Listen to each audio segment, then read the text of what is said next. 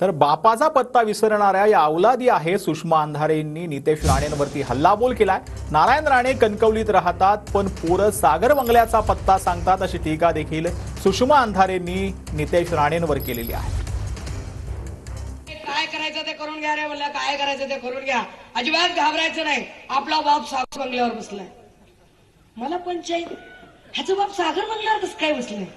मला जेवढं माहित त्याच्यानुसार नारायण भाऊचा पत्ता कणकवलीला, सागर बंगल्यावर म्हणलं पत्ता बदललाय का म्हणून चेक करावं म्हणलं, तर सागर बंगल्यावर देवा भाऊच।